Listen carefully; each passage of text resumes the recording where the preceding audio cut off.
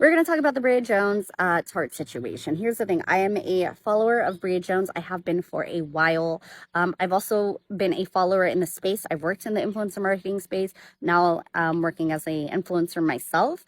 And when I tell you, I'm highly, highly upset. Not just by the situation, because we should have known with Tarte, but the fact that a Black woman was speaking out on the situation and she was essentially told that she should just be happy she was invited. Let me tell you how that's harmful.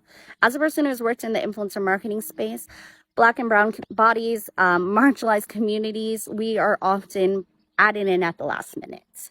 The excuse is oftentimes that we do not have the highest reach, but why do we not have the highest reach? There's a lot of things behind that.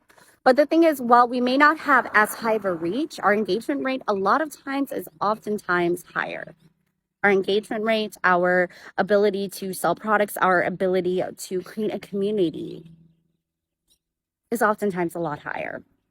But it doesn't come down to that. It comes down to what companies think is a return on investment. And in my experience, a lot of times paying a lot more does not mean that you're going to have a return on investment. Actually, it means the opposite, that you are usually going to be paying more for less, but you're doing that hoping that you can hit these eyeballs.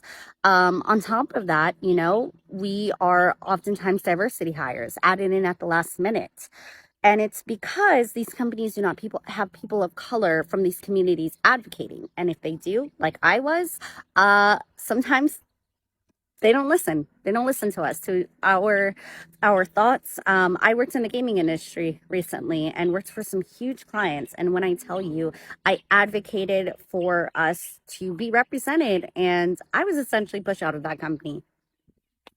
I experienced microaggressions. There was a time I worked for an influencer and I talked about her increasing her shade ranges. And she said she only needs one Black model who was lighter than me, that she was going to be the representative.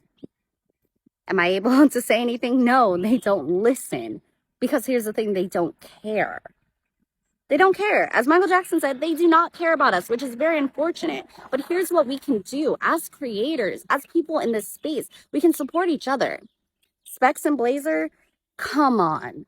You know that was messed up to say. And if you guys aren't over here supporting Bria, and instead you are celebrating on her downfall, because now you are seen as the creator who's invited at the last minute. Remember, you were invited at the last minute.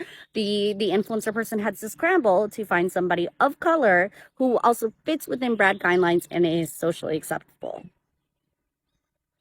And maybe you had a relationship with that person, but just remember, you were still called at the last minute. But called at the last minute, I guess, is still called, right? No, it's not. And so that's the frustrating part, is that instead, we need to be supporting Bria. The fact that she deleted her account, I've been a fan of hers for years, okay? The fact that she deleted her account because she felt called out because she didn't have a community. I want to know, the creator that was telling her that she should just, fit in where she can. Did you support her? Did you reach out to her? Are you talking about resources? Because there's a few creators on here who supposedly provide resources and have a history of calling out these problematic companies. But are you supporting Bria? Are you supporting in the part where it actually matters? No, you're not. Let me tell you something. Miss Rihanna saw that there were not enough shades. She saw that. And not only that, but with her clothing line, she saw that there were not enough inclusive bodies. And what did she do? She created it herself. She provided opportunities. And eventually Victoria's Secret was like, we can't keep up. Because that's what we need to do, is that we need to come together. We need to stop supporting these companies that do not support us. And above all, we need to be able to share resources with each other. That's something that I'm trying to do. I have Lazy Creative, and my point is to be able to provide resources for you guys to help with my expertise, how to negotiate, how to pitch yourself, what rates you should be trying, how to do an invoice, things that maybe you may not know how to do, and you might be afraid to ask about, or things that you may not be able to Google, like how much you should be charging.